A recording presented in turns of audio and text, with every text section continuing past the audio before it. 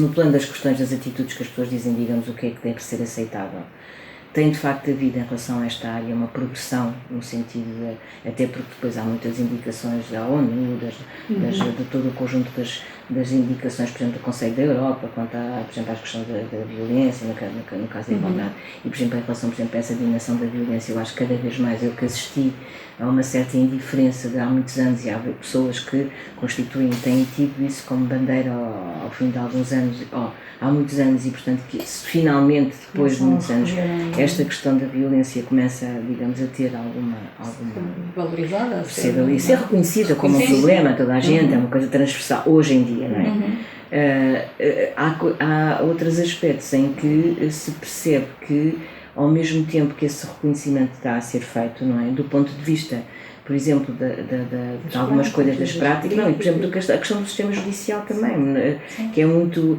nós dizemos assim, hoje, não é? Portanto, quando eu lembro-me de dizer há 20 anos, não é? Não quer dizer que tenha sido, essa é uma área em que eu sempre falei, mas enfim, há muitas pessoas que estiveram muito mais empenhadas do que eu nessa área ao longo dos anos, mas lembro-me de uma coisa que se dizia, que eu dizia há muitos anos, que era a questão, por exemplo, de ser o agressor que não tem que ser a mulher, porque a mulher é duplamente vitimizada nestas questões da violência, porque acaba por ter que ser ela que sai com os filhos, quer dizer, que tem que andar em parte incerta para não ser outra vez agredida, e portanto que a questão da dupla... E já se começa a falar, pois é, agora já há mais aceitação para isto, que é uma coisa básica, não é? A pessoa fica um bocado revoltada a ter com a ideia de que isto não seja... E depois, portanto, a lentidão do sistema judicial, tudo isto provoca uma grande... Quer dizer, é uma certa... parece uma impotência, quer dizer, então, e continuam a morrer mulheres, não é? Portanto, enfim... E isto pode indicar-nos duas coisas, não é? Que é, de facto, que, por um lado, ainda há muitas resistências do ponto de vista institucional, digamos assim, e algumas áreas em que são...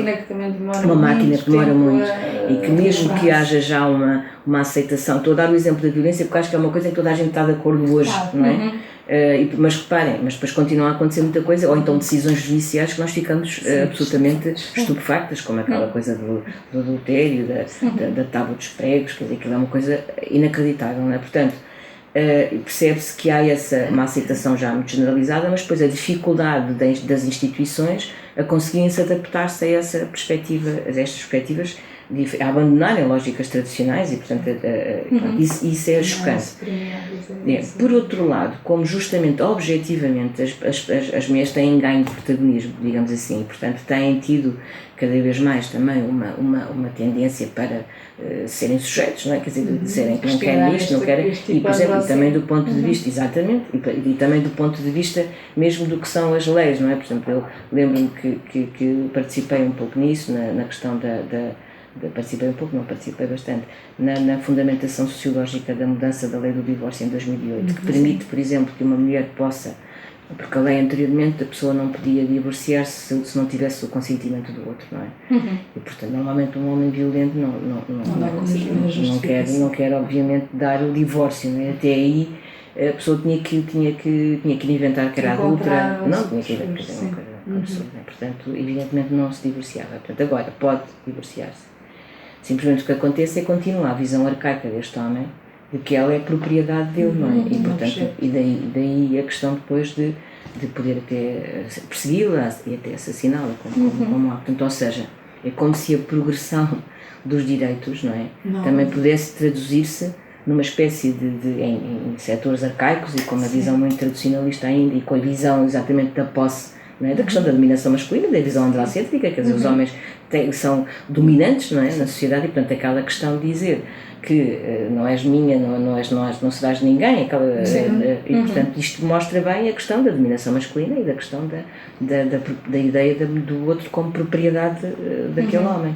E portanto isso pode traduzir-se numa espécie de uma reação contra, não é? Porque não se está à espera de ter de lidar com uma recusa, não é? Portanto, no fundo é isto, quer dizer, eu não te quero, pronto, não.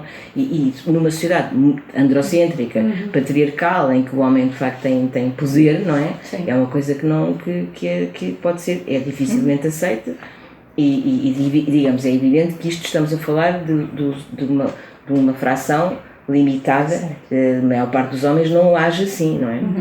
Mas no certo sentido é quase a caricatura do modelo, é o ponto limite, digamos, do modelo que é um modelo enfim, do privilégio masculino e da dominação masculina. E, portanto,